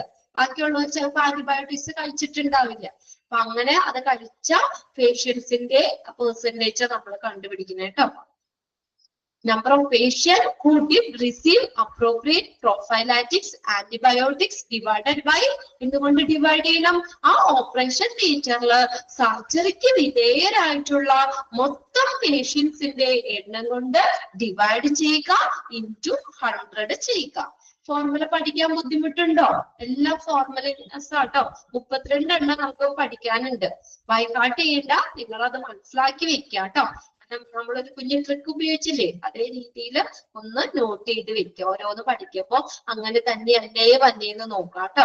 അത് മിക്കവാറും തന്നെ എല്ലാരും തന്നെ നമുക്ക് 1-2 ഒഴിച്ച് ബാക്കി എല്ലാവരും നമുക്ക് എന്താ ആ ക്വസ്റ്റ്യൻ തന്നെയാണ് ന്യൂമറേറ്ററിലേക്ക് വരുന്നത്. അപ്പൊ അതുകൊണ്ട് തന്നെ നിങ്ങൾക്ക് അധികം തെറ്റിക്കാനുള്ള ഒരു ചാൻസ് ഇല്ല. അവിടെ നമ്മുടെ ക്വസ്റ്റ്യൻ എന്തായാലും ഉണ്ടാവുമല്ലോ, എക്സാമിന് ക്വസ്റ്റ്യൻ ഉണ്ടല്ലോ, ആ ക്വസ്റ്റ്യൻ തന്നെയാണ് ന്യൂമറേറ്ററിലേക്ക് വരുന്നത് കേട്ടോ. 1-2 കേസുകൾ മാത്രമേ ഉള്ളൂ അല്ലാതെ വരുന്നത്, ബാക്കിയെല്ലാം അത് തന്നെയാ. അപ്പൊ അതുകൊണ്ട് ന്യൂമറേറ്റർ എടുത്ത് തിരിച്ച് ഡിനോമിനേറ്റർ ആക്കി ഇട്ട് കഴിഞ്ഞാലും നമുക്ക് തെറ്റിക്കാനുള്ള ഒരു ഓപ്ഷൻ ഇല്ല അവിടെ. ക്ലിയർ ആവുന്നില്ലേ? അത് വേറെ ഡീറ്റെയിൽ ഒന്നും ഇല്ല, നമ്മളെ ഫോർമുലാസ് തന്നെ നോട്ട് ചെയ്ത് വെച്ചാൽ മതി കേട്ടോ. ഈ ഒരു സെക്ഷനിൽ നിന്ന് അതേ ചോദിക്കുള്ളൂ. ഇനി നോക്കിയേ, നെക്സ്റ്റ് 18ാമത്തെ ഉണ്ട് നമ്മൾ പറഞ്ഞേ. ഇനി നെക്സ്റ്റ് 19 ആണ് കേട്ടോ formula. Percentage of rescheduling of surgery. Reschedule ചെയ്യാന്ന് വെച്ചാൽ എന്താ? റീഷെഡ്യൂൾ ചെയ്യുക, വെരി ഗുഡ് ജസ്ന. മാറ്റിവെച്ചത് അല്ലെ, പോസ്റ്റ്പോൺ ചെയ്തത്, മാറ്റിവെച്ചത്. എന്തെങ്കിലും കാരണം കൊണ്ട് സർജറിക്ക് മാറ്റിവെച്ചിട്ടുള്ളവരുടെ പെർസെന്റേജ്. അതിപ്പോ നമ്മൾ എന്താ പറയാ, വളരെ റയറായിട്ട് മാത്രമൊക്കെയാണ് സർജറി അങ്ങനെ മാറ്റിവെക്കുള്ളൂ അല്ലെ. നമുക്കൊരു കറക്റ്റ് നേരത്തെ തരും ഡേറ്റ്, ഇന്ന ദിവസം സർജറി ഫിക്സ് ചെയ്തു എന്നുള്ളത്. അപ്പൊ അങ്ങനെ നമ്മൾ ആ ഫിക്സ് ചെയ്ത ഡേറ്റ് എപ്പോ കുറെ മാറ്റിവെക്കാന്ന് പറഞ്ഞാൽ എന്താ പറയാ, അപ്പൊ പ്രോപ്പറായിട്ട് അവിടെ കാര്യങ്ങൾ നടക്കുന്നില്ല എന്നുള്ളതല്ലേ അല്ലെ. എന്തെങ്കിലും മോശമായിട്ടുള്ള എന്തെങ്കിലും കാര്യം കൊണ്ടോ ഒക്കെ ആയിരിക്കും നമുക്ക് ഡിലേ വന്നത്, ഈ പോസ്റ്റ്പോണ്ട് ചെയ്ത് വന്നത്. അപ്പൊ ഒരു ഹോസ്പിറ്റലിൽ അങ്ങനെ അതിന്റെ റേറ്റ് നമ്മൾ നോക്കിയിട്ട് അങ്ങനെ നമ്മൾ എല്ലാ സർജറിയും തന്നെ മാറ്റി വെക്കുകയാണെങ്കിൽ നമുക്ക് എന്താ പറയാ, ആ ഹോസ്പിറ്റലിൽ എല്ലാ കാര്യങ്ങളും മെയിൻറ്റെയിൻ ചെയ്ത് പോകുന്നില്ല അല്ലെ. പ്രോപ്പറായിട്ട് ഒരു മാനേജ്മെന്റ് ഇല്ല, അങ്ങനെയല്ല നമുക്ക് മനസ്സിലാക്കാൻ പറ്റുക അല്ലെ. ക്വാളിറ്റി അവർ മെയിൻറ്റെയിൻ ചെയ്യുന്നില്ല, അല്ലെങ്കിൽ പ്രോപ്പറായിട്ട് അവിടെ അഡ്മിനിസ്ട്രേഷൻ അല്ലെ, നമുക്ക് ഹോസ്പിറ്റൽ അഡ്മിനിസ്ട്രേഷൻ അല്ലെങ്കിൽ ഹോസ്പിറ്റൽ ഭരണം നമുക്ക് എന്താ പറയാ അവിടെ കാര്യങ്ങൾ കറക്റ്റ് ആയിട്ടുള്ള രീതിയിൽ അറേഞ്ച് ചെയ്യുന്നില്ല എന്നൊക്കെയാണ് മനസ്സിലാക്കേണ്ടത് അല്ലെ. അപ്പൊ നോക്കി ഇതിന്റെ പെർസെന്റേജ് എങ്ങനെ കണ്ടുപിടിക്കുന്നേ? Rescheduling of surgery consist of cancellation. Cancel ആയത് ചിലപ്പോ ചില സർജറികള് അപൂർവമായിട്ട് ക്യാൻസൽ ചെയ്യാം അല്ലെ. നിങ്ങൾക്ക് ആർക്കെങ്കിലും അങ്ങനെ ഒരു അനുഭവം ഉണ്ടോ? സർജറി പറഞ്ഞിട്ട് നമുക്കൊരു ഡേറ്റ് തന്നിട്ട് അത് ക്യാൻസൽ ചെയ്യേണ്ടി വരിക എന്തെങ്കിലും കാരണങ്ങൾ കൊണ്ട് ക്യാൻസൽ ചെയ്യേണ്ടി വരിക. പേഷ്യൻസ് പറഞ്ഞിട്ടാണെങ്കിലും അല്ലെങ്കിൽ ഹോസ്പിറ്റലിന്റെ ഭാഗത്തു നിന്നാണെങ്കിലും ക്യാൻസൽ ചെയ്യാം. ക്യാൻസൽ ചെയ്ത് അല്ലെങ്കിലോ ആൻഡ് പോസ്റ്റ്പോൺമെന്റ് മാറ്റിവെച്ചത് കേട്ടിട്ടുണ്ട് അല്ലെ. നമ്മൾ കേട്ടിട്ടുണ്ട് ക്യാൻസൽ ചെയ്തു സർജറി പറഞ്ഞിട്ട് അത് ക്യാൻസൽ ചെയ്തു ഇപ്പൊ വേണ്ട എന്നുള്ളത് ചിലപ്പോ എന്താ പറയാ ചിലപ്പോ അങ്ങനെ നമ്മൾ വളരെ അപൂർവമായിട്ടൊക്കെ കേട്ടിട്ടുണ്ട്. ഇനി പോസ്റ്റ്പോൺ ചെയ്യാതെ മിക്കവാറും പറയാറുണ്ട് അല്ലെ. മാറ്റി വെച്ചത് ഇപ്പൊ ഇന്നുള്ള സർജറി ചിലപ്പോ ഇന്ന് എന്തെങ്കിലും കാരണം കൊണ്ട് ചെയ്യാൻ പറ്റിയില്ല നാളത്തേക്ക് നെക്സ്റ്റ് ഡേയിലേക്കോ അല്ലെങ്കിൽ ഇപ്പൊ രാവിലെ പറഞ്ഞത് ഉച്ച കഴിഞ്ഞത്തേക്കോ അങ്ങനെയൊക്കെ പോസ്റ്റ്പോൺ ചെയ്യാം. ഓക്കെ. ബിയോണ്ട് അവിടെ ഒരു ടൈം ലിമിറ്റ് പറയുന്നുണ്ട്. ഇതിപ്പോ റീഷെഡ്യൂളിംഗ് സർജറി എന്ന് വെച്ചാൽ ബിയോണ്ട് 4 hours 4 മണിക്കൂറിനും അപ്പുറം ഉണ്ടോ. അല്ലെങ്കിൽ ഇപ്പൊ 1 മണിക്കൂർ ഒന്ന് മാറ്റി വെച്ചെന്ന് വെച്ചാൽ വലിയ കുഴപ്പമില്ല. അല്ലെങ്കിൽ അരമണിക്കൂർ 10 മണിക്കൂർ അല്ല 10 മിനിറ്റ് ഇതൊക്കെ നമുക്ക് എന്താ പറയാ അങ്ങനെ പോസ്റ്റ്പോൺ ചെയ്തു എന്ന് വെച്ചാൽ വലിയ പ്രശ്നമില്ല. ഇത് 4 മണിക്കൂറിന് അപ്പുറം മാറ്റി വെച്ച കാര്യങ്ങള് ഒരു 10 മണി എന്താ പറയാ ഒരു 8 മണിക്കൂർ ആവാം, അല്ലെങ്കിൽ നെക്സ്റ്റ് ഡേയിലേക്ക് മാറ്റി വെക്കാം, അല്ലെങ്കിൽ നെക്സ്റ്റ് വീക്കിലേക്ക് മാറ്റി വെക്കാം അല്ലെ. അപ്പൊ അങ്ങനെയൊക്കെ പോസ്റ്റ്പോൺ ചെയ്തത് അല്ലെങ്കിൽ ക്യാൻസൽ ചെയ്തിട്ടുള്ള സർജറികള് അല്ലെ റീഷെഡ്യൂളിംഗ് ഓഫ് സർജറി എന്ന് പറയുന്നത്. ഓക്കെ. അതിന്റെ എങ്ങനെ കണ്ടുപിടിക്കാം ഫോർമുല നോക്കി. നമ്പർ ഓഫ് കേസസ് റീഷെഡ്യൂൾ ചെയ്ത കേസുകളുടെ എണ്ണത്തെ എന്ത് ചെയ്യണം? നമ്പർ ഓഫ് കേസസ് പ്ലാൻഡ് അല്ലെ അവിടെ ആസൂത്രണം ചെയ്തിട്ടുള്ള അല്ലെങ്കിൽ സർജറി ചെയ്തിട്ടുള്ള സർജറി ഫിക്സ് ചെയ്തിട്ടുള്ള മൊത്തം പേഷ്യൻസിന്റെ എണ്ണം അല്ലെങ്കിൽ നമ്പർ ഓഫ് കേസസ് ആ കേസുകളുടെ എണ്ണം കൊണ്ട് പ്ലാൻ ചെയ്തിട്ടുള്ള ആസൂത്രണം ചെയ്തിട്ടുള്ള കേസുകളുടെ എണ്ണം കൊണ്ട് ഡിവൈഡ് ചെയ്യുക ഇൻറ്റു 100 ചെയ്യുക. അപ്പൊ അതിപ്പോ നമ്മളൊരു 10 സർജറി ഫിക്സ് ചെയ്തിട്ടുണ്ടാവും, നേരത്തെ പ്ലാൻ ചെയ്തിട്ടുണ്ടാവും. അതിൽ ചിലപ്പോൾ 2 എണ്ണം മാറ്റി വെച്ചിട്ടുണ്ടാവും, പോസ്റ്റ്പോൺ ചെയ്തിട്ടുണ്ടാവും അല്ലെ. അപ്പൊ എങ്ങനെ നമുക്ക് കണ്ടുപിടിക്കാം? 2 ഡിവൈഡഡ് ബൈ എത്രയാ 10 ഔട്ട് ഓഫ് 10 പറഞ്ഞത്. മൊത്തം പ്ലാൻ ചെയ്ത സർജറി 10, 2 എണ്ണം റീഷെഡ്യൂൾ ചെയ്തു അല്ലെ. 2 ഡിവൈഡഡ് ബൈ 10 ഇൻറ്റു 100. ക്ലിയർ ആയ ഫോർമുല? 19 നോട്ട് ചെയ്തോട്ടോ, ടിക്കിട്ട് വെച്ചു 19. റീഷെഡ്യൂൾ ചെയ്യാന്ന് വെച്ചാൽ എന്താ പറഞ്ഞേക്കുന്നത്? ക്യാൻസൽ ചെയ്യുക അല്ലെങ്കിൽ പോസ്റ്റ്പോൺ ചെയ്യുക പല കാരണങ്ങൾ കൊണ്ട്. അത് മെയിൻ ആയിട്ട് 4 മണിക്കൂറിന് അപ്പുറം എന്ന് പറഞ്ഞിട്ടുണ്ട്. അങ്ങനെയുള്ളതാണ് റീഷെഡ്യൂളിംഗ് ഓഫ് സർജറിയിൽ വരുന്നത് കേട്ടോ, കണക്കാക്കുന്നത്. അപ്പൊ നമ്മൾ റീഷെഡ്യൂൾ ചെയ്ത കേസുകളുടെ എണ്ണത്തെ എന്ത് ചെയ്യണം? മൊത്തം അവിടെ പ്ലാൻ ചെയ്തിട്ടുള്ള അല്ലെങ്കിൽ ഫിക്സ് ചെയ്തിട്ടുള്ള ആ കേസുകൾ ഓപ്പറേഷന്റെ എണ്ണം അല്ലെ നമ്പർ ഓഫ് കേസസ് അതിന്റെ എണ്ണം കൊണ്ട് ഡിവൈഡ് ചെയ്യുക ഇൻറ്റു 100 ചെയ്യുക. കിട്ടില്ലേ?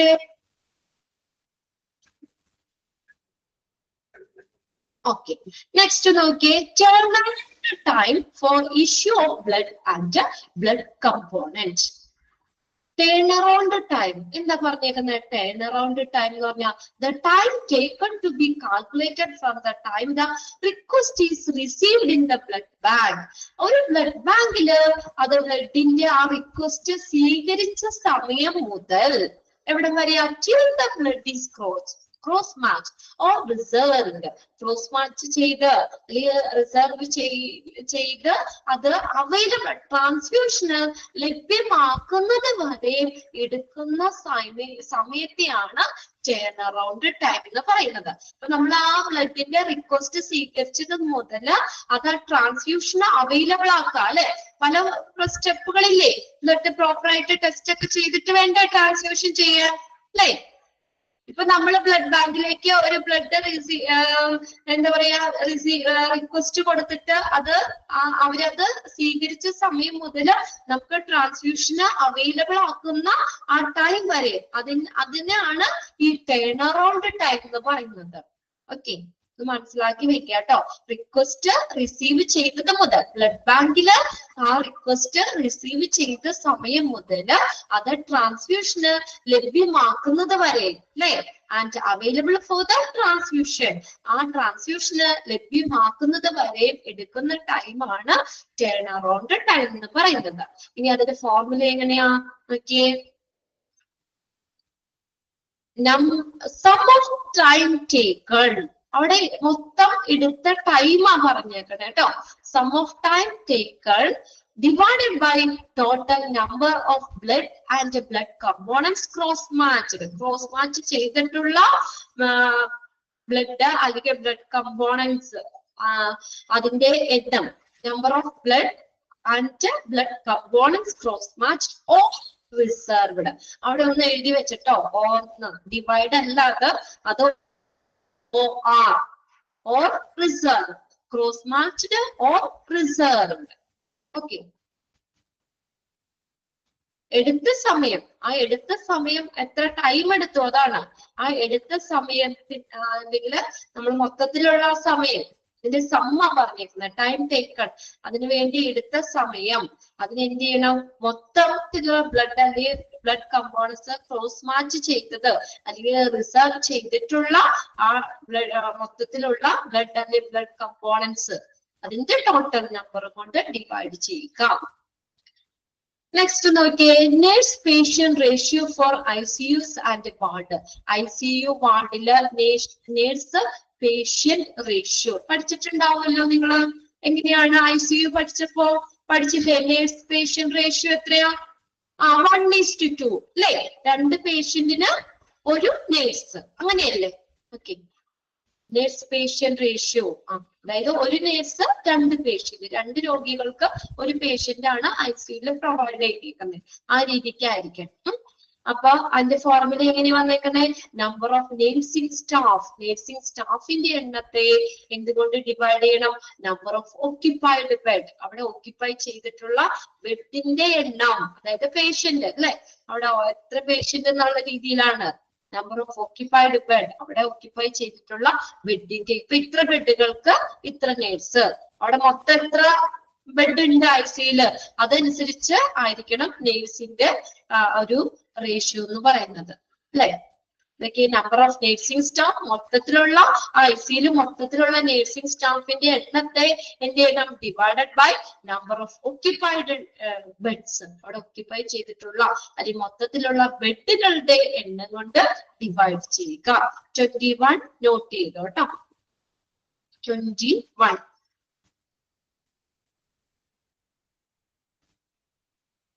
ഇനി അടുത്ത് നോക്കി, waiting time for outpatient consultation. Outpatient consultation ആയിട്ട് കാത്തിരിക്കുന്ന time. Waiting time for outpatient consultation. Okay, waiting time is the length of the time which one should wait in order for a specific action to happen. അല്ലേ, ഒരു നിർദ്ദിഷ്ട സംഭവത്തിന് വേണ്ടിയിട്ട് നമ്മൾ കാത്തിരിക്കുന്ന സമയമാണ് ഏത് വെയിറ്റിംഗ് ടൈം എന്ന് പറയുന്നത്. അപ്പൊ നമ്മൾ എന്തിനാ? കൺസൾട്ടേഷൻ ആണ് അല്ലെ, ഡോക്ടറിനെ കൺസൾട്ട് ചെയ്യാൻ നമ്മൾ കാത്തിരിക്കുകയാണ്. അപ്പൊ അവിടെ സംഭവം എന്താ? സ്പെസിഫിക് ആക്ഷൻ എന്ന് പറഞ്ഞ എന്താ? ഡോക്ടറിനെ കൺസൾട്ട് ചെയ്യണം, അതല്ലേ നമ്മൾക്കുള്ള ഒരു ജോലി എന്ന് പറഞ്ഞാ അല്ലെ, അതിനു വേണ്ടിയല്ലേ നമ്മൾ ഇരിക്കുന്നത്.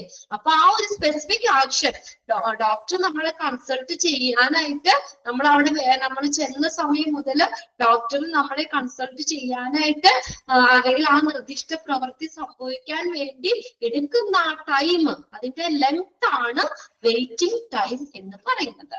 After that action is called for a mandated, നിർബന്ധമാക്കുക, mandated.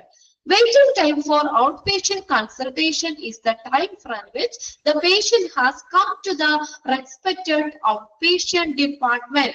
Waiting time for outpatient consultation എന്നതുകൊണ്ട് എന്താ ഉദ്ദേശിക്കുന്നത്? അവിടെ is the time from which the patient has come to respected outpatient department. ആ പേഷ്യന്റ് outpatient ഡിപ്പാർട്ട്മെന്റില് എത്തിയ സമയം മുതൽ എവിടെ വരെയാന്ന് നോക്കിയേ? till the time that the respected consultant begins the assessment.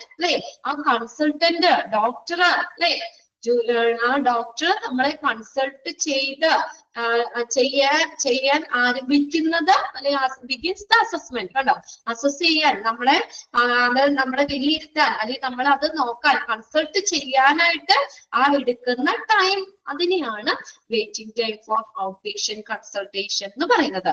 അപ്പൊ നമ്മൾ ഒരുപാട് ടൈം ഒക്കെ വെയിറ്റ് ചെയ്യാന്ന് പറഞ്ഞ എന്താ അല്ലേ, അതൊരു നെഗറ്റീവ് ആയിട്ടുള്ള കാര്യമല്ലേ. നമ്മളിപ്പോ ഔട്ട് പേഷ്യന്റിന് ഡിപ്പാർട്ട്മെന്റ് രാവിലെ മുതൽ വൈകുന്നേരം വരെ ഡോക്ടറിനെ കൺസൾട്ട് ഇരിക്കുക എന്ന് പറഞ്ഞു കഴിഞ്ഞാല് ബുദ്ധിമുട്ടുള്ള കാര്യമാണ്. അപ്പോഴും നമുക്ക് എന്ത് മനസ്സിലാക്കാം, പ്രോപ്പർ ആയിട്ടുള്ള മാനേജ്മെന്റ് ഇല്ല അല്ലേ, ഹോസ്പിറ്റലിൽ പ്രോപ്പർ മാനേജ്മെന്റ് ഇല്ല. കറക്റ്റ് ആയിട്ട് നമ്മൾ അതാണ് ഇപ്പൊ നമ്മൾ അപ്പോയിന്റ്മെന്റ് ഒക്കെ എടുക്കുമ്പോഴാണെങ്കിലും നമുക്ക് നമ്പറും തന്നും അതിനോടൊപ്പം തന്നെ ടൈമും പറയും അല്ലെ, ഷെഡ്യൂൾ ചെയ്ത് തരാം, ഇത്ര ടൈമിൽ എത്തണം. അപ്പൊ നമുക്ക് വേഗം തന്നെ ചെന്ന് ഡോക്ടറിനെ കൺസൾട്ട് ചെയ്ത് മരുന്ന് മേടിച്ച് നമുക്ക് പോരാം അല്ലേ. അല്ലെങ്കിൽ അങ്ങനെ ഒരു സംവിധാനം ഇല്ലെങ്കിൽ നമ്മൾ രാവിലെ തുടങ്ങി ചിലപ്പോൾ വൈകുന്നേരം വരെ അവിടെ ഇരിക്കേണ്ടി വരും ഡോക്ടറിനെ കാണാൻ വേണ്ടിയിട്ട്. എന്തായാലും എന്താ അത് ഉദ്ദേശിക്കുന്നതെന്ന് മനസ്സിലായില്ലേ നിങ്ങൾക്ക്? എന്താണ് ഔട്ട് പേഷ്യന്റ് കൺസൾട്ടേഷന് വേണ്ടി കാത്തിരിക്കുന്ന സമയം എന്ന് പറഞ്ഞാൽ ഒരു ഔട്ട് പേഷ്യന്റ് ഡിപ്പാർട്ട്മെന്റില് ചെന്ന സമയം മുതൽ ആ ഡോക്ടർ നമുക്ക് കൺസൾട്ട് ചെയ്യാൻ എടുക്കുന്ന കൺസൾട്ടേഷൻ ആരംഭിക്കുന്നത് വരെ ഉള്ള ടൈമിനെയാണ് waiting time for out patient consultation എന്ന് പറയുന്നത്. എങ്ങനെയാ കാണുന്ന ഫോർമുല നോക്കിയേ, sum total patient in the time for consultation. Consultation എടുക്കുന്ന ആ ടൈം, ടോട്ടൽ പേഷ്യന്റിന്റെ ആ ടൈമിനെ എന്ത് ചെയ്യണം, divided by total number of out patient, മൊത്തത്തിലുള്ള ഔട്ട് പേഷ്യൻസിന്റെ എണ്ണം കൊണ്ട് ഡിവൈഡ് ചെയ്യുക. Okay,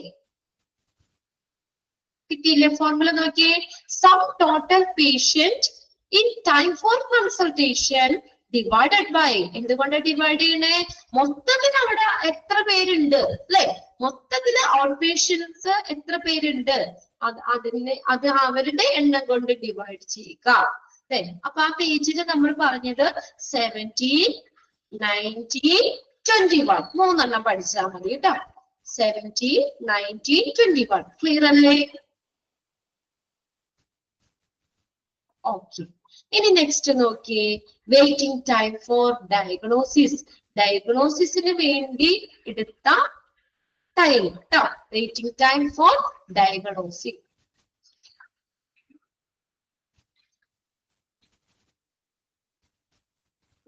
Waiting time for diagnostics is the time from which the patient has come to the ഇതുപോലെ തന്നെയാണ് കേട്ടോ. എന്താണ് ആ പേഷ്യന്റ് ഡയഗ്നോസ്റ്റിക് സർവീസില് ആ ഒരു ഫെസിലിറ്റിയിൽ ചെന്ന സമയം, ഡയഗ്നോസ്റ്റിക് ഫെസിലിറ്റിയിൽ എത്തിച്ചേർന്ന സമയം മുതൽ നോക്കിയേ till the time that the test is started. കണ്ടോ, ആ ടെസ്റ്റ് സ്റ്റാർട്ട് ചെയ്യുന്നത് വരെ എടുക്കുന്ന സമയത്തെയാണ് വെയിറ്റിംഗ് ടൈം ഫോർ ഡയഗ്നോസ്റ്റിക്സ് എന്ന് പറയുന്നത്. അതായത് ഒരു പേഷ്യന്റ് ഇപ്പൊ നമ്മളെ എക്സ്റേ എടുക്കാൻ അല്ലെങ്കിൽ സ്കാൻ ചെയ്യാൻ ആ ഡയഗ്നോസ്റ്റിക് ലാബിൽ ചെല്ലുന്ന സമയം, ആ ടൈം മുതൽ ഡോക്ടർ നമ്മളെ ആ ടെസ്റ്റ് ചെയ്യാൻ എടുക്കുന്ന ടൈമില്ലേ, അല്ലെങ്കിൽ ടെസ്റ്റിംഗ് ആരംഭിക്കുന്നത് വരെ എടുക്കുന്ന സമയം, ആ ഒരു ഗ്യാപ്പ്, ആ ലെങ്ത്, അതാണ് വെയിറ്റിംഗ് ടൈം എന്ന് പറയുന്നത്. വെയിറ്റിംഗ് ടൈം ഫോർ ഡയഗ്നോസിസ് എന്ന് പറയുന്നത്.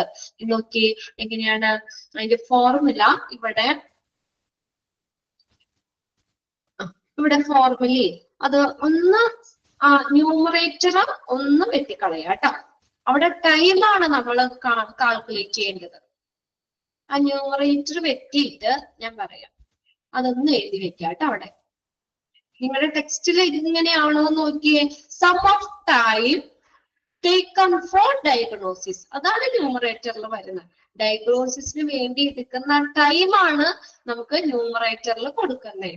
ഇങ്ങനെയാണോ ടെക്സ്റ്റിൽ ഞാൻ പറയണ പോലെയാണോ നോക്കിയേ, sum of time taken for diagnosis. Sum of time taken for diagnosis divided by denominator same തന്നെ, number of patients reported in diagnosis. ആ ഡയഗ്നോസ്റ്റിക്കില് മൊത്തം റിപ്പോർട്ട് ചെയ്തിട്ടുള്ള പേഷ്യൻസ്, നമ്പർ ഓഫ് പേഷ്യൻസിന്റെ എണ്ണം കൊണ്ട് ഡിവൈഡ് ചെയ്യുക. Number of patients report in diagnosis. ആ report ചെയ്തിട്ടുള്ള പേഷ്യൻസിന്റെ എണ്ണം കൊണ്ട് ഡിവൈഡ് ചെയ്യുക. ക്ലിയർ ആണോ? ഒന്നുകൂടി പറയണോ? Sum of time taken for diagnosis, അതാണ് ന്യൂമറേറ്റർ കേട്ടോ. ഇത് ഒന്ന് നോക്കിയേ. സം ഓഫ് ടൈം, ആ ടൈമാണ് നമ്മൾ പറയുന്നത്. Sum of time taken for diagnostics, taken for diagnostic. Okay. നമുക്ക് ഡിനോമിനേറ്റർ കറക്റ്റ് ചെയ്യാം. Number of patient reported in diagnosis.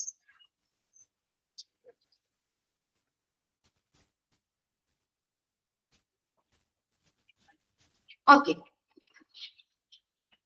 ഇനി നെക്സ്റ്റ് നോക്കിയേ. ടൈം ടേക്കൺ ഫോർ ഡിസ്ചാർജ്, ഡിസ്ചാർജിന് എടുക്കുന്ന time. Time taken for discharge, ഡിസ്ചാർജിനായിട്ട് എടുക്കുന്ന ടൈം.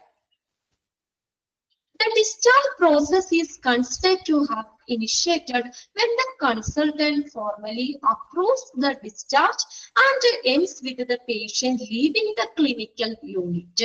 എപ്പോഴാണ് ഈ ഡിസ്ചാർജ് എന്ന് പറഞ്ഞ പ്രോസസ് ആരംഭിക്കുന്നത്? നമ്മുടെ ഡോക്ടർ വന്നിട്ട് അദ്ദേഹം ഫോർമൽ ആയിട്ട് നമുക്ക് ഡിസ്ചാർജ് പറയും അല്ലെ? ആ സമയം മുതലാണ്. അപ്പൊ ആ ഡോക്ടർ നമ്മളോട് ഇന്ന് ഡിസ്ചാർജ് ചെയ്യാം എന്ന് പറയുന്ന സമയം മുതൽ നമ്മൾ എന്താണ്? ഡിസ്ചാർജ് ആണ് അല്ലെ? ഡിസ്ചാർജ് ചെയ്യാം എന്ന് പറയുന്ന സമയം മുതൽ നമ്മൾ ഡിസ്ചാർജ് ആണ്. പക്ഷേ അത് ഡോക്ടർ ഫോർമൽ ആയിട്ട് പറഞ്ഞു കഴിഞ്ഞാലും നമുക്ക് കുറച്ച് പ്രൊസീജിയർ ഉണ്ട് അല്ലെ അവിടെ. ആ പ്രൊസീജിയർ അല്ലാതെ ഡോക്ടർ പറഞ്ഞ അപ്പൊ തന്നെ നമുക്ക് ഭാഗം വെട്ടിയെടുത്ത് പോരാൻ പറ്റുമോ? ഡിസ്ചാർജ് ആയെന്ന് പറഞ്ഞിട്ട് നമുക്ക് നേരെ ഇറങ്ങി പോരാൻ പറ്റുമോ? ഹോസ്പിറ്റലിൽ കുറച്ച് ഫോർമാലിറ്റീസ് ഉണ്ട്. ബില്ലിങ് കാര്യങ്ങളൊക്കെ ശരിയാക്കണം, റൂംസിന്റെ റെന്റ് എല്ലാവരും അവിടെ ബില്ലിങ് എല്ലാവരും ക്ലിയർ ചെയ്യണം. പിന്നെ മെഡിസിൻസ് എന്തെങ്കിലും ഡോക്ടർ പറഞ്ഞിട്ടുണ്ടെങ്കിൽ അത് ഫാർമസിയിൽ നിന്ന് നമ്മൾ കളക്ട് ചെയ്യണം. ബില്ലൊക്കെ അടച്ച് എല്ലാം ലാസ്റ്റ് ഫൈനലെത്തി എല്ലാ പേയ്മെന്റ് ഒക്കെ നടത്തിയതിനു ശേഷമാണ് അല്ലെ. ചിലപ്പോൾ രാവിലെ പറഞ്ഞ ചിലപ്പോൾ ഉച്ച കഴിഞ്ഞാൽ വൈകുന്നേരത്തോടു കൂടിയാണ്. വലിയ ഹോസ്പിറ്റലാകുമ്പോൾ നമുക്ക് അവിടെ ടൈം കൂടുതൽ എടുക്കും അല്ലെ. ഒത്തിരി ഡിസ്ചാർജസ് ഉണ്ടാവും. അപ്പൊ നമ്മുടെ നമ്പർ അനുസരിച്ച് എന്താ പറയാ, ആ ഡിസ്ചാർജിന് എടുക്കുന്ന സമയം അല്ലെ, അതിന്റെ ഒരു നമ്മുടെ പെർസെന്റേജ് റേറ്റ് ആണ് നമ്മൾ നോക്കുന്നത്. എങ്ങനെയാ? ഡോക്ടർ ആ ഫോർമലായിട്ട് ഡോക്ടർ ഡിസ്ചാർജ് അത് അല്ലെങ്കിൽ കൺസൾട്ടന്റ് ഡിസ്ചാർജ് അപ്രൂവ് ചെയ്ത സമയം അത് മുതൽ നോക്കിയേ. And ends with the patient leaving the clinical unit. അത് മുതൽ ആ പേഷ്യന്റ് ക്ലിനിക്കൽ യൂണിറ്റ്, ആ ഹോസ്പിറ്റലിൽ പേഷ്യന്റ് വിടുന്ന സമയം അല്ലെ, അവിടെ വരെയും വരുന്നതാണ് ഡിസ്ചാർജിനായിട്ട് എടുക്കുന്ന ടൈം എന്ന് പറയുന്നത്. അപ്പൊ ഇങ്ങനെ ഫോർമുല നോക്കിയേ. Sum of time taken for discharge, ഡിസ്ചാർജിനായിട്ട് എടുക്കുന്ന time divided by number of patient discharge. അവിടെ മൊത്തം ഡിസ്ചാർജ് ചെയ്തിട്ടുള്ള പേഷ്യൻസിന്റെ എണ്ണം കൊണ്ട് ഡിവൈഡ് ചെയ്യുക. 24 ടിക്കറ്റ് കേട്ടോ. Sum of time taken for discharge, sum of time taken for discharge divided by number of patient discharged. അവിടെ ആ ഒരു ദിവസം അല്ലെങ്കിൽ നമുക്കത് എങ്ങനെ കാൽക്കുലേറ്റ് ചെയ്യാന്നുള്ള അനുസരിച്ച് ഇപ്പൊ ഒരു മാസത്തെ ആണോ അങ്ങനെ ആ ഒരു ഇത് വെച്ചിട്ട് അവിടെ മൊത്തം ഡിസ്ചാർജ് ചെയ്തിട്ടുള്ള പേഷ്യൻസിന്റെ എണ്ണം കൊണ്ട് ഡിവൈഡ് ചെയ്യുക. ക്ലിയർ ആണോ?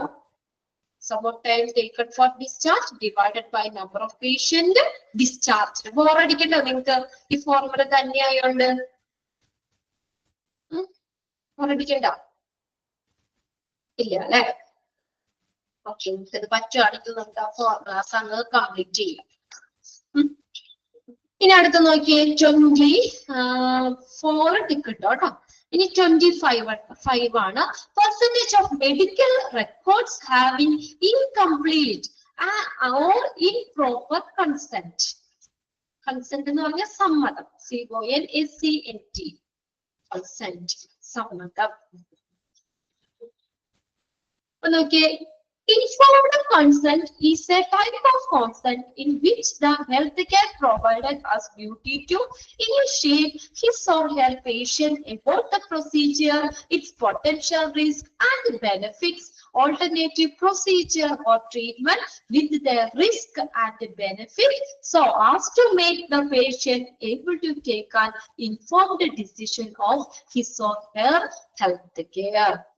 അതായത് ഹെൽത്ത് കെയർ പ്രൊവൈഡേഴ്സിന്റെ ഡ്യൂട്ടി ആണ് എന്ത് പേഷ്യൻസിനെ ഇപ്പൊ നമ്മൾ ഹോസ്പിറ്റലിൽ ചെല്ലുവാണെങ്കിൽ നമ്മുടെ അസുഖം എന്താണ് അല്ലെ, എന്തൊക്കെ ടെസ്റ്റുകളാണ് ചെയ്യേണ്ടത്, അതിന്റെ ട്രീറ്റ്മെന്റ് എങ്ങനെയാണ്, എന്തൊക്കെ കാര്യങ്ങൾ, അതിന്റെ അപകട സാധ്യതകൾ എന്തൊക്കെയാണ് അല്ലെ, അല്ലെങ്കിൽ നമ്മൾ ഇങ്ങനെ ചെയ്തുകൊണ്ടുള്ള ബെനിഫിറ്റ്സ് എന്തൊക്കെയാണ് അല്ലെ, അങ്ങനെ ആ ട്രീറ്റ്മെന്റിന്റെ പ്രൊസീജിയർ, ഇങ്ങനെയുള്ള എല്ലാ കാര്യങ്ങളും ചികിത്സാ സംബന്ധമായിട്ട് പേഷ്യന്റ് അറിയേണ്ട എല്ലാ കാര്യങ്ങളും പറയണം എന്നുള്ളത് ഈ ഹെൽത്ത് കെയർ പ്രൊവൈഡറിന്റെ ഡ്യൂട്ടിയാണ്.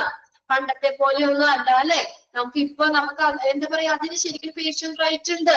നമുക്ക് എന്താണോ ഇപ്പൊ അതാണ് നമ്മൾ സർജറി ഒക്കെ പറയുമ്പോൾ വെറുതെ പറയാനല്ല, നമ്മളെ കൂടി സമ്മതം വേണം അല്ലെ, നമ്മളും കൂടി അത് അപ്രോച്ച് ചെയ്യണം. എനിക്ക് സമ്മതമാണ് ഈ സർജറി ചെയ്യാൻ, അല്ലെങ്കിൽ ഈ ട്രീറ്റ്മെന്റ് ചെയ്യാൻ സമ്മതമാണ്.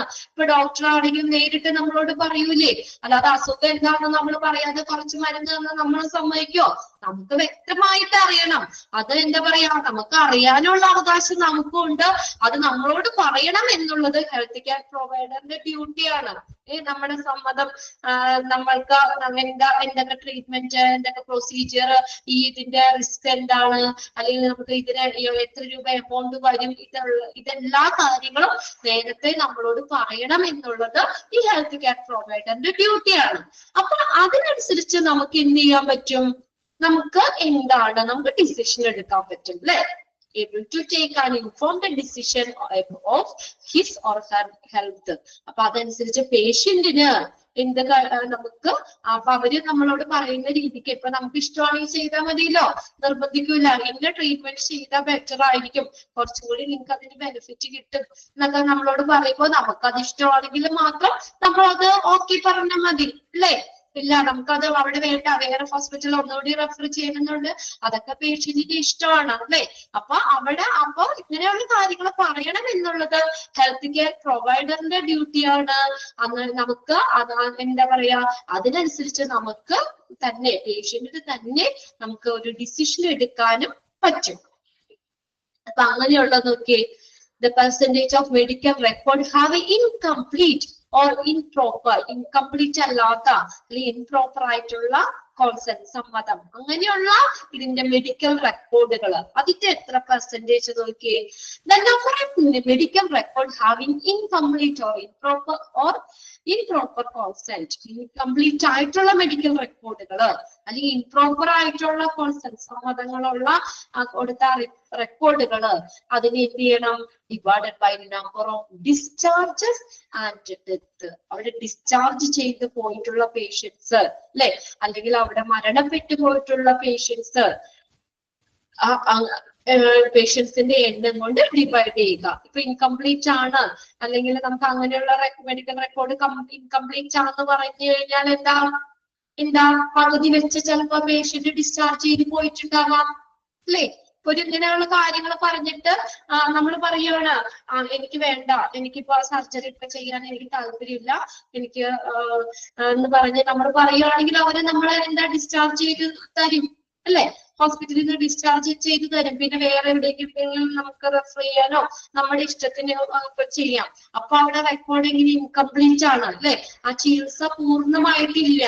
അപ്പൊ അങ്ങനെയുള്ള റെക്കോർഡുകള് ഇതെങ്ങനെ നമ്മൾ അതിന്റെ പെർസെന്റേജ് കാണുന്നത്, അങ്ങനെ ഇൻകംപ്ലീറ്റ് ആയിട്ടുള്ള അല്ലെങ്കിൽ ഇംപ്രോപ്പർ ആയിട്ടുള്ള റെക്കോർഡ്സിന്റെ എണ്ണത്തെ എന്ത് ചെയ്യണം, അവിടെ ഡിസ്ചാർജ്, അങ്ങനെ പകുതി വെച്ചൊക്കെ ഡിസ്ചാർജ് ആയി പോയിട്ടുള്ള അല്ലെങ്കിൽ ഡെത്ത് സംഭവിച്ചിട്ടുള്ള ആളുകളുടെ എണ്ണം കൊണ്ട് ഡിവൈഡ് ചെയ്യുക, ഇൻറ്റു 100 ചെയ്യുക.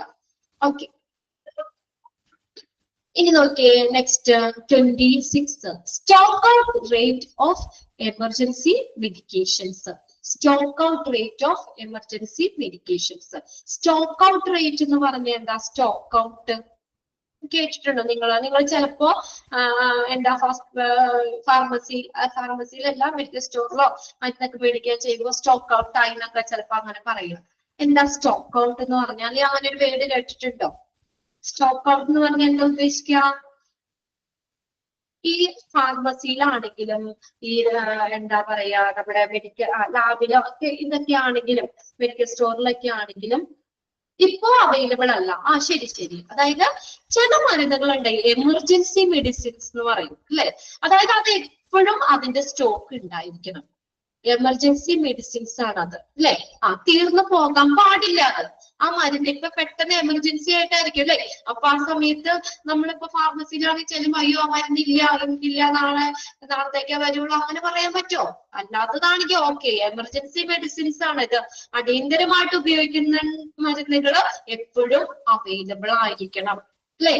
ഹോസ്പിറ്റലിലാണെങ്കിലും നമ്മുടെ ഫാർമസിയിലൊക്കെ ആണെങ്കിലും നമ്മൾ എപ്പോഴും അവൈലബിൾ ആയിരിക്കണം. സ്റ്റോക്ക് ഔട്ട് റേറ്റ് എന്ന് പറഞ്ഞാൽ അത് അങ്ങനെ ഇല്ലാത്ത ഒരവസ്ഥ. അതാണ് സ്റ്റോക്ക് ഔട്ട് ആവുക.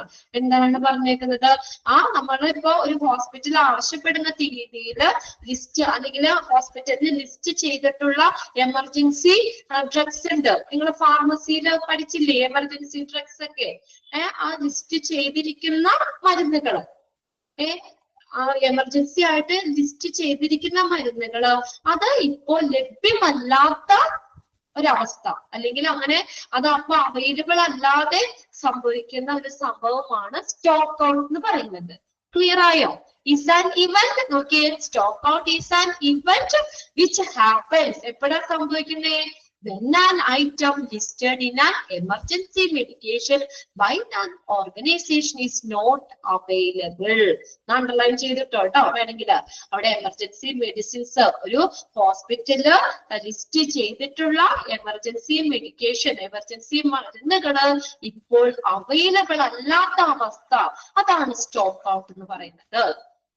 up to the requested requirement date in that organization. അങ്ങനെ വരാൻ പാടില്ല അല്ലെ. നോക്കിയേ ഫോർമുല നോക്കിയേ. Number of stock out of emergency drugs. ആ സ്റ്റോക്ക് ഔട്ട് ആയിട്ടുള്ള എമർജൻസി മരുന്നുകളുടെ എണ്ണത്തെ ഡിവൈഡഡ് ബൈ എന്ത് ചെയ്യണം? Number of drugs listed are emergency drugs in the hospital formulary. Formulary list ആണ് കേട്ടോ, ഡ്രഗ് ലിസ്റ്റ് ആണ്. ഹോസ്പിറ്റൽ ഫോർമുലറി എന്ന് പറഞ്ഞ ഡ്രഗ് ലിസ്റ്റ് ആണ്. ഓക്കെ, മരുന്നുകളുടെ ലിസ്റ്റ് ആണ്. അപ്പൊ എങ്ങനെയാ അതിന്റെ ഫോർമുല എങ്ങനെയാ കണ്ടുപിടിക്കാം?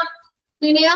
Number of stock out of emergency drugs. അങ്ങനെ സ്റ്റോക്ക് ഔട്ട് ആയിട്ടുള്ള അല്ലെങ്കിൽ അവിടെ തീർന്നു പോയിട്ടുള്ള എമർജൻസി മരുന്നുകളുടെ എണ്ണത്തെ എന്ത് ചെയ്യണം?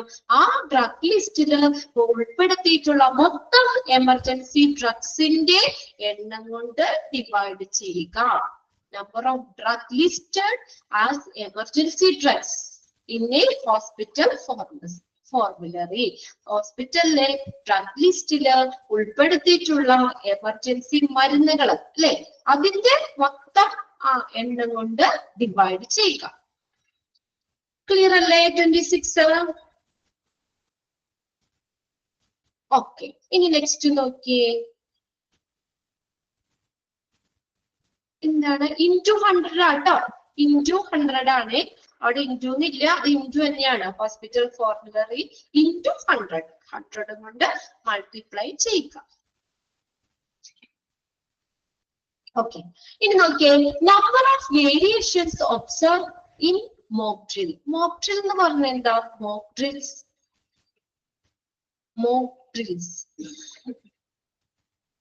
മോക്ക് ഡ്രിൽ നമ്മളിപ്പോ വെള്ളപ്പൊക്കം വന്നു, അല്ലെങ്കിൽ നമുക്ക് അങ്ങനെ എന്തെങ്കിലും ഡിസാസ്റ്ററുകൾ വന്നു അല്ലെ. അപ്പൊ അതിനെ നേരിടാൻ വേണ്ടിയിട്ട് നമുക്ക് കുറച്ച് ട്രെയിനിങ്ങുകൾ കൊടുക്കും അല്ലെ. ഇപ്പൊ നമുക്ക് എന്താ പറയാ, ഈ നമ്മളിപ്പോ എവിടെയാ ബീച്ചിലൊക്കെ ആണെങ്കിലും നമ്മള് കടലിലൊക്കെ നമ്മള് പോകൂലേ, കൊറോണയുടെ ശരി. അപ്പൊ അവിടെയൊക്കെ എന്ന് പറഞ്ഞാൽ പ്രിക്കോഷൻ പോലെ അതന്നെ. അപ്പൊ അവിടെ എന്ന് പറഞ്ഞാൽ ഗാർഡുകൾ അവിടെ ഉണ്ടാവുമല്ലോ അല്ലെ. ലൈഫ് ഗാർഡുകൾ അവിടെ ഉണ്ടാവില്ലേ.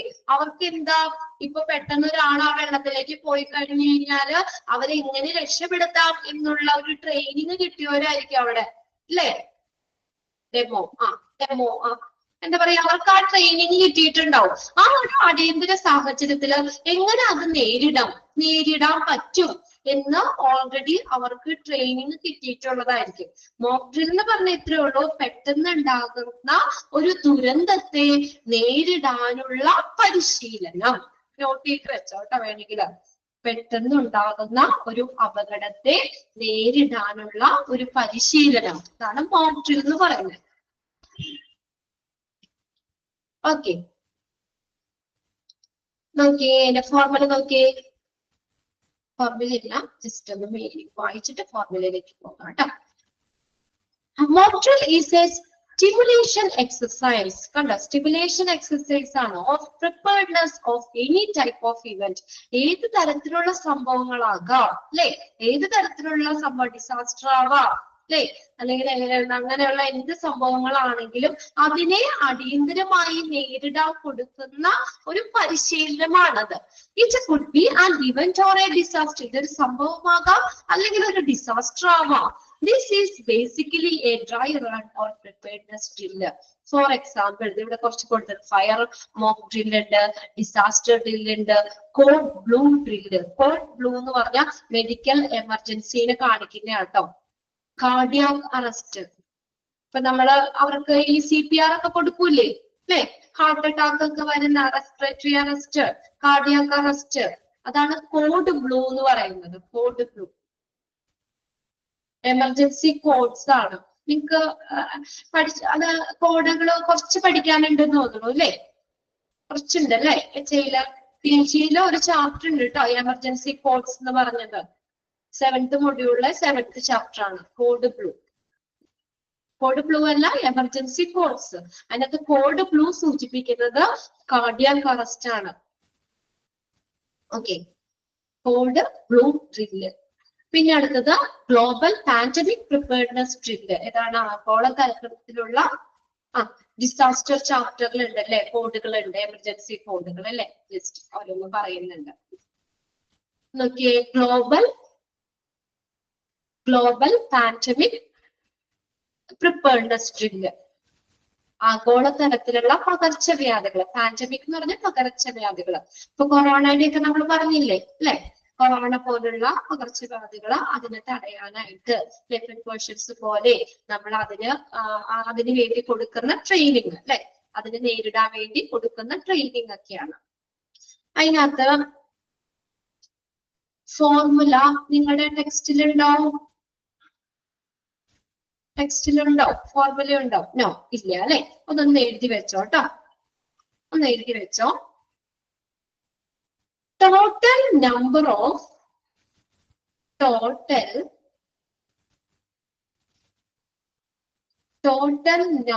of variations, VARIATIONS, total number of variations observed, OBSCRVAD, observed in a mock drill, divided by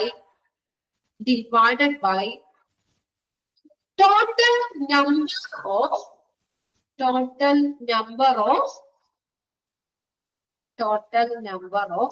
observation made.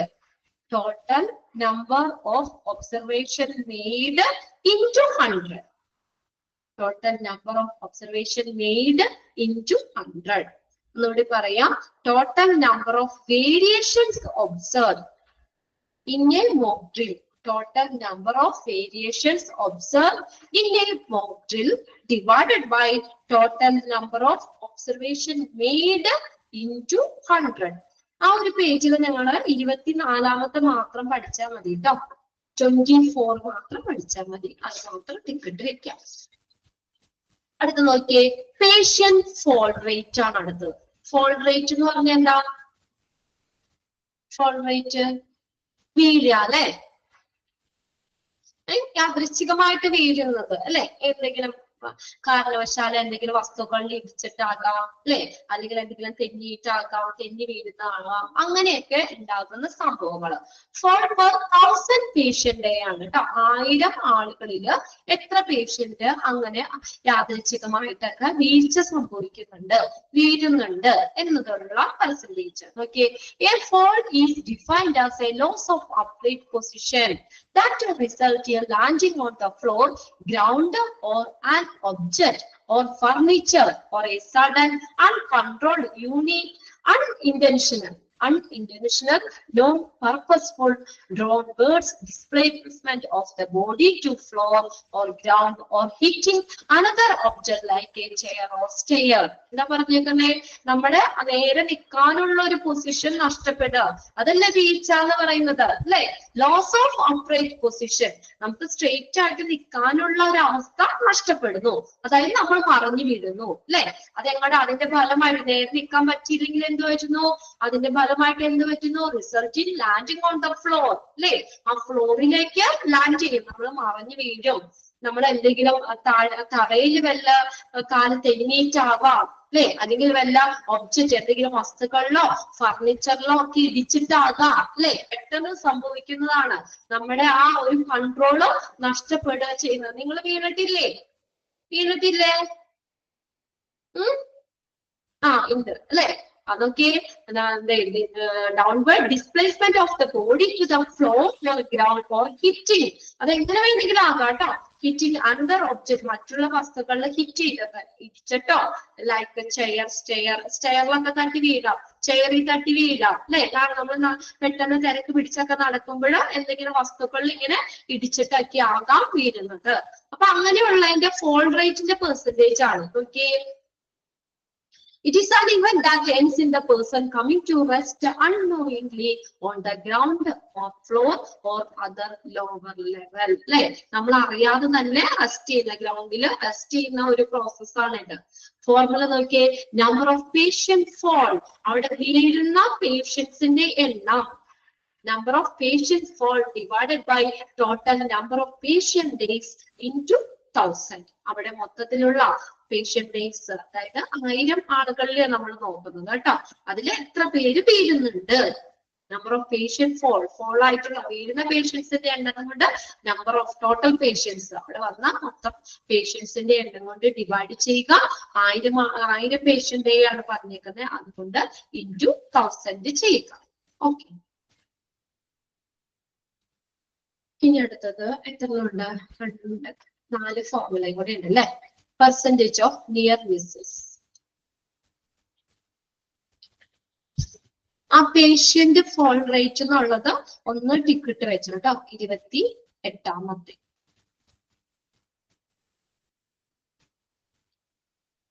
Okay, 28, 22 അല്ല, 24 അല്ലേ ഞാൻ പറഞ്ഞത്? 24 ആ ഒരു പേജിൽ അത് ഒരെണ്ണം മാത്രം പഠിച്ചാൽ മതി. 24 ടൈം ടേക്കൺ ഫോർ ഡിസ്ചാർജ് എന്നുള്ളത് അത് നോക്കണം. ഇപ്പൊ നമ്മൾ പറഞ്ഞത് 28 ആട്ടോ, 28. ഓക്കെ, 24, 28 നമുക്ക് എല്ലാം കഴിഞ്ഞ് കഴിയുമ്പോഴേ അടുത്ത നാളെ കൊണ്ട് കഴിയേണ്ടത്, നാളെ കൊണ്ട് തീരും. പറ്റുവാണെങ്കിൽ നമുക്ക് പുതിയ ചാപ്റ്റർ തുടങ്ങണം. ഇനി നമുക്ക് ചാപ്റ്റർ ഉണ്ട്, അത് വലിയ ചാപ്റ്റർ ആണ്, എന്നാലും എളുപ്പമുള്ള ചാപ്റ്റർ ആണ്. നാളെ നമുക്ക് സ്റ്റാർട്ട് ചെയ്യാം. അത് അടുത്ത ക്ലാസ്സിൽ കയറണം, അല്ലെങ്കിൽ ഞാൻ ഒരു 5 മിനിറ്റ് കൂടി എടുത്തേനെ. ആ 2-3 ഫോർമുലയും കൂടി നമുക്ക് അന്ന് കംപ്ലീറ്റ് ചെയ്യായിരുന്നു. കുഴപ്പമില്ല, ബാക്കിത്തെ നമുക്ക് നാളെ നോക്കാം കേട്ടോ. ഇത്രയും ഒന്ന് വായിച്ചു വെക്കാം. ഇമ്പോർട്ടന്റ് ആണെന്ന് പറയുന്ന ഫോർമുലാസ് ഒന്നുകൂടി ഒന്ന് വായിച്ച് മനസ്സിലാക്കി വെച്ചാൽ മതി. നമുക്കത് ഓപ്ഷൻ ഉണ്ടല്ലോ, അതിൽ നിന്നൊന്ന് ഐഡന്റിഫൈ ചെയ്യാൻ മാത്രം പഠിച്ചു വെച്ചാൽ മതി. Okay, by. നെക്സ്റ്റ് ക്ലാസ്സിൽ കാണാം കേട്ടോ. Thank you.